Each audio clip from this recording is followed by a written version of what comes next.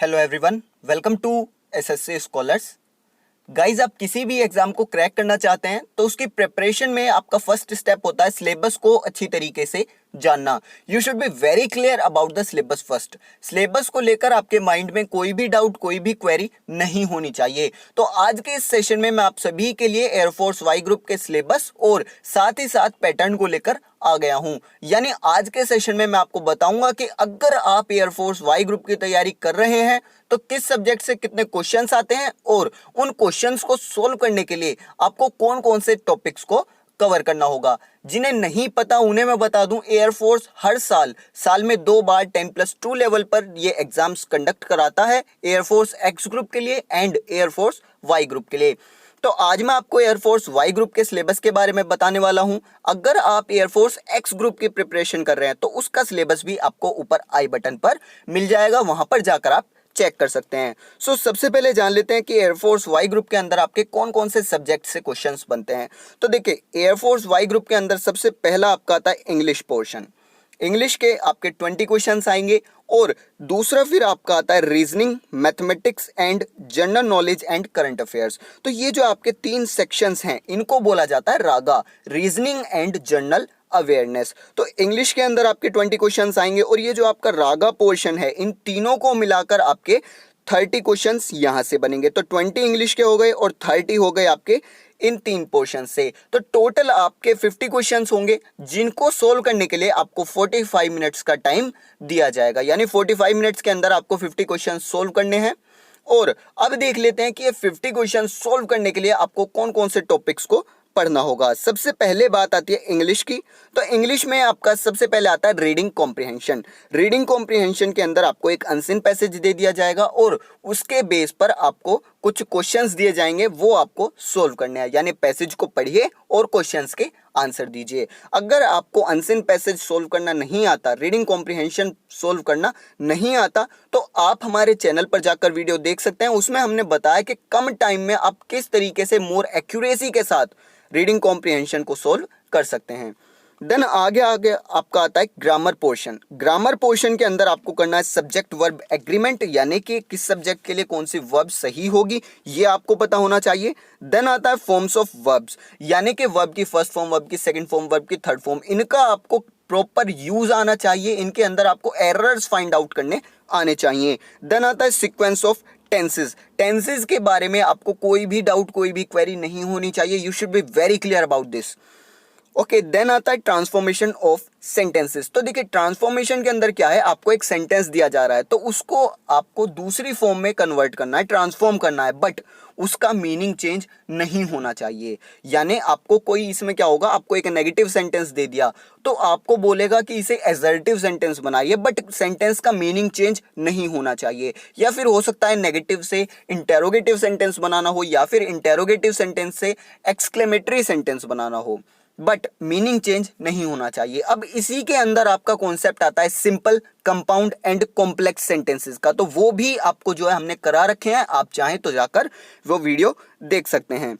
Then आपका आता है फॉर्मेशन ऑफ वर्ड्स। काफी ज्यादा इंपॉर्टेंट है, एयरफोर्स में हर बार एक क्वेश्चन जरूर आता है। इसके अंदर क्या है, देखिए, फॉर्मेशन ऑफ वर्ड्स आपका ये बेसिकली पार्ट्स ऑफ स्पीच से क्वेश्चन है। और इसमें क्या है, आपको एक वर्ड दे दिया जाएगा। मान लीजिए आपको एक नाउन दी गई है तो आपसे पूछेगा कि बताइए इसका एडजेक्टिव फॉर्मेट क्या होगा। जैसे कि आपको ऑनेस्टी, क्लियर, ऑनेस्टी अगर आपको एक वर्ड दे दे तो ऑनेस्टी क्या है, एक नाउन है, तो आपसे बोलेगा कि बताइए ऑनेस्टी का एडजेक्टिव फॉर्म क्या होगा। तो एडजेक्टिव फॉर्म क्या होगा ऑनेस्टी का, ऑनेस्ट होगा। ये भी मैंने आपको करा रखे हैं, आपको वीडियो मिल जाएगा किस नाम से, interchange in parts of speech के नाम से। तो वहां पर जाकर आप देख सकते हैं कैसे आप वर्ड्स को पहचानेंगे, कैसे उन्हें इंटरचेंज करेंगे।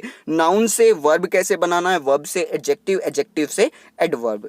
इसके बाद आप क्या आते हैं डिटर्मिनर्स, यानी कि आर्टिकल्स वगैरह आपको बिल्कुल क्लियर होने चाहिए। Prepositions, nouns and pronouns. देखिए, नाउन के अंदर मैंने आपको 5 कॉन्सेप्ट्स बताए हैं, वो 5 के 5 कॉन्सेप्ट्स आपको क्लियर होने चाहिए।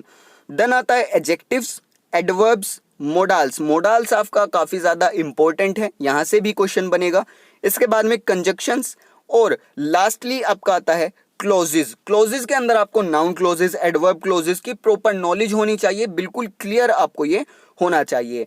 देन आपके ग्रामर पोर्शन के बाद आती है वोकेबलरी। वोकेबलरी के अंदर आपको एंटोनिम्स पढ़ने हैं, सिनोनिम्स पढ़ने हैं, one word substitution, spelling pitfalls, idioms and phrases आपके आते हैं जो कि ज़्यादा हार्ड नहीं है, बहुत ही सिंपल हैं। देखिए ये जो मैं आपको सिलेबस बता रहा हूँ, ये सिलेबस बिल्कुल ऑफिशियल है, ऑफिशियल वेबसाइट से एयरफोर्स की मैंने आपको अरेंज कराया है। तो ये जो सिलेबस है बिल्कुल सही है और सटीक है, इसके अलावा आपको एक भी टॉपिक पढ़ने की ज़रूरत नहीं है। और जैसा कि मैंने आपको बताया 10+2 लेवल पर है, तो इसका लेवल भी ज़्यादा हार्ड नहीं होता, आप इजीली इसको क्रैक कर पाएंगे। बस एक स्ट्रेटेजी बनाकर चलिए, आपका एग्जाम ज़रूर क्रैक होगा, आपको जॉब ज़रूर मिलेगी। इसके बाद आप कहते हैं confused and misused words. Narration, अब ये जो है काफी ज्यादा इंपॉर्टेंट है, यहां से हर बार क्वेश्चन बनता है। नरेशन आपका है डायरेक्ट एंड इनडायरेक्ट स्पीच। तो डायरेक्ट एंड इनडायरेक्ट स्पीच के अंदर आपको कुछ इंपॉर्टेंट कॉन्सेप्ट्स देखने हैं, जैसे कमांड्स एंड रिक्वेस्ट। तो काफी सारे सेंटेंसेस ऐसे होते हैं जिनमें आपको कोई कमांड दी जाती है या फिर आपसे रिक्वेस्ट की जाती है, तो उनका आपको ट्रांसफॉर्मेशन आना चाहिए। बेसिकली डायरेक्ट से इनडायरेक्ट में कैसे जाना है, इनडायरेक्ट स्पीच से डायरेक्ट में कैसे जाना है, ये आपको ट्रांसफॉर्मेशन आना चाहिए। देन आता है स्टेटमेंट्स, वेरियस टेंसेस, यानी कि काफ़ी सारी आपने स्टेटमेंट्स, काफ़ी सारे सेंटेंसेस देखे होंगे, उनमें आपको याद रखना है कि टेंसेस में क्या चेंज होगा। मान लीजिए आप डायरेक्ट स्पीच से इनडायरेक्ट स्पीच के अंदर ट्रांसफॉर्म कर रहे हैं सेंटेंस को, तो टेंसेस में क्या चेंज होगा वो आपको क्लियर होना चाहिए, वहां से क्वेश्चन आएगा। देन आपका आते हैं इंटरोगेटिव सेंटेंसेस से क्वेश्चन, ठीक है, यानी कि क्वेश्चनिंग सेंटेंसेस, कुछ ऐसे सेंटेंसेस जो आपसे क्वेश्चन करते हैं, तो उनका आपको डायरेक्ट से इनडायरेक्ट बनाना आना चाहिए, इनडायरेक्ट से डायरेक्ट बनाना आना चाहिए। इसके बाद में आपका आता है वॉइस, यानी एक्टिव एंड पैसिव वॉइस। ये भी काफी ज्यादा इंपॉर्टेंट है, 4 से 5 क्वेश्चंस लगातार आते हैं, कम से कम 4 से 5 क्वेश्चंस तो आपके आने ही आने हैं। अब क्वेश्चंस कहाँ से पूछे जाएंगे, तो देखिए सबसे पहले टेंसेस से रिलेटेड, यानी कि आपको एक्टिव एंड पैसिव वॉइस के अंदर जो टेंसेस से रिगार्डिंग रूल्स हैं वो क्लियर होने चाहिए, यानी कि टेंसेस पर क्या असर पड़ता है एक्टिव से पैसिव में जाने पर, पैसिव से एक्टिव में जाने पर, वो आपको आने चाहिए। उसके बाद कुछ अलग कंडीशंस, यानी कि अगर सेंटेंस में प्रेपोजिशन है तो प्रेपोजिशन पर क्या असर पड़ेगा, मोडल ऑक्सिलरी है तो उस केस में एक्टिव पैसिव ट्रांसफॉर्मेशन पर क्या असर पड़ेगा, इन्फिनेटिव्स, पार्टिसिपल्स, ये आपको बिल्कुल क्लियर होने चाहिए एक्टिव एंड पैसिव वॉइस के अंदर। इसके बाद में आप क्या आते हैं जंबल्ड सेंटेंसेस। देखिए जंबल्ड सेंटेंसेस में क्या होगा, एक सेंटेंस को 4 पार्ट्स में तोड़ दिया जाएगा। बेसिकली मैं कहूं ये क्वेश्चंस PQRS वाले हैं। क्लियर, आपको क्या करेगा, सेंटेंस को 4 पार्ट्स में तोड़ दिया, PQRS। अब आपको सेंटेंस बनाना है उससे, ठीक है, आपको उन्हें रीअरेंज करना है कि सेंटेंस बताइए किस तरीके से बनेगा, यानी कि R पहले आएगा या Q वाला जो पोर्शन है वो पहले आएगा, तो आपको उनसे एक प्रॉपर सेंटेंस बनाना है। क्लियर। इसके बाद में बात आती है रीजनिंग की। तो रीजनिंग के अंदर आपकी वर्बल एंड नॉन वर्बल दोनों रीजनिंग आएंगी। कुछ टॉपिक्स जो हैं वो मैं आपको बता दूं जो आपको पढ़ने हैं, इनके अलावा कुछ नहीं पढ़ना। एक चीज आप याद रखिए बस, सबसे पहला आता है न्यूमेरिकल सीरीज। ये आपकी काफी ज्यादा इंपॉर्टेंट है और काफी ज्यादा मैं कहूंगा ट्रिकी है, डिफिकल्ट नहीं है, ट्रिकी है। अगर आप प्रैक्टिस करते हैं तो ये आपको आएगा, अदरवाइज प्रैक्टिस के बिना आप ये नहीं कर सकते। देन आता है distance and directions and test. ये आपका काफी ज्यादा इंपॉर्टेंट है। Mathematical operations, number, ranking and time sequence test, artificial values आपको असाइन करनी आनी चाहिए मैथमेटिकल डिजिट्स के लिए। ये आपके रीजनिंग में काफी ज्यादा इंपॉर्टेंट चीज है और थोड़ी सी हटके है, तो आप इस पर ज्यादा ध्यान दीजिए। देन आता है इंसर्टिंग करेक्ट मैथमेटिकल साइंस। इसके बाद में ह्यूमन रिलेशन या फिर आप बोल सकते हैं blood relation, coding and decoding, odd man out, mutual relation problems, tallest youngest relation. तो ये देखिए अगर आप किसी बुक में पढ़ते हैं तो बेसिकली ये जो आपके म्यूचुअल रिलेशन प्रॉब्लम्स हैं, टॉलेस्ट यंगेस्ट रिलेशन है, ह्यूमन रिलेशन, ये आपको सभी जो है ब्लड रिलेशन में मिल जाते हैं एक ही जगह, बट काफ़ी बुक्स में अलग मिलेंगे, तो उस हिसाब से मैं आपको ये बता रहा हूँ। इसके बाद में आपके डिक्शनरी वर्ड्स, आपने देखा होगा काफ़ी सारे क्वेश्चन ऐसे बन जाते हैं, आपसे पूछता है कि डिक्शनरी में इन 4 ये जो वर्ड्स दिए गए इन 4 वर्ड्स में से कौन सा वर्ड सबसे पहले आता है या दूसरे नंबर पर आता है, तो वो आपको बिल्कुल क्लियर होने चाहिए। देन आता है एनालॉजी। एनालॉजी आपको बिल्कुल क्लियर होना चाहिए। नॉन वर्बल रीजनिंग भी आएगी, नंबर कोडिंग आएगा, नंबर पजल आएगा, तो ये आपको बिल्कुल क्लियर होना चाहिए। ये आपका रीजनिंग था। देन आता है मैथमेटिक्स। अब देखिए मैथमेटिक्स आपका एयरफोर्स एक्स ग्रुप वाला बिल्कुल नहीं है, यहां पर आपका बेसिक मैथमेटिक्स है, क्वांट पोर्शन है।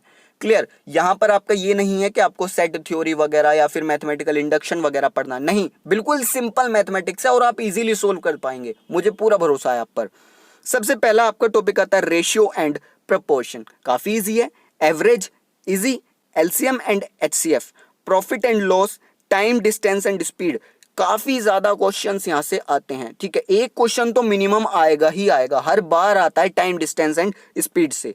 Percentage, simplification, fractions, simple trigonometry. अब देखिए ट्रिग्नोमेट्री के अंदर आपको जो है आइडेंटिटीज वगैरह नहीं पढ़नी है, आपको क्या पढ़ना है, उनके जो एंगल्स वगैरह है, मतलब 0 degree, 30 degree, 45 degree, 60 degree, 90 degree, इनकी वैल्यूज जो हैं वो चार्ट आपको याद होना चाहिए, यानी साइन 30 की वैल्यू कितनी होगी, कोस 60 की वैल्यू कितनी होगी, बस ये चीजें आपको पढ़नी है, सिंपल सिंपल।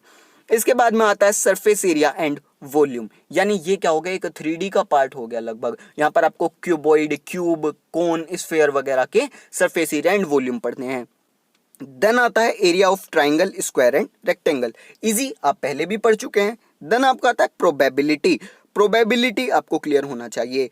देन अब बात आती है general knowledge and current affairs, काफी ज्यादा इसमें स्टूडेंट्स फंसते हैं, तो इसका सिलेबस आपको पता होना चाहिए। देखिए सबसे पहला आपका आता है जनरल साइंस। जनरल साइंस के अंदर आपके, मैं बात करूं, फिजिक्स, केमिस्ट्री एंड बायोलॉजी, बिल्कुल जनरल जनरल आपको ये चीजें थोड़ी थोड़ी पता होनी चाहिए इसके बारे में। देन आपकी आती है civics, geography, current events. Current events आपको कितने पढ़ने हैं, देखिए आपका जब एग्जाम होने वाला है उससे पहले जो 6 to 8 मंथ्स हैं, 6 से 8 महीने जो हैं, उनके करंट अफेयर्स आपको बिल्कुल क्लियर होने चाहिए, बिल्कुल याद होने चाहिए, वहीं से क्वेश्चन आपका बनता है। देन आपका हिस्ट्री और बेसिक कंप्यूटर ऑपरेशंस, यानी कि बेसिक कंप्यूटर नॉलेज भी आपको होनी चाहिए, वहां पर कंप्यूटर से भी 1-2 क्वेश्चंस जो हैं बन जाते हैं, बेसिक क्वेश्चंस होते हैं, ज्यादा हार्ड नहीं होते। तो ये था आपका एयरफोर्स वाई ग्रुप का सिलेबस। अगर आपको सिलेबस में कोई भी डाउट है, कोई भी क्वेरी है, तो आप मुझे कमेंट कर सकते हैं, मैं आपको उसका आंसर जरूर से दूंगा। और अगर आपको सिलेबस पढ़ते टाइम कोई भी दिक्कत आती है तो वहां पर भी मैं आपकी हेल्प करने के लिए तैयार हूं। सो आज के सेशन में इतने रखते हैं, थैंक यू।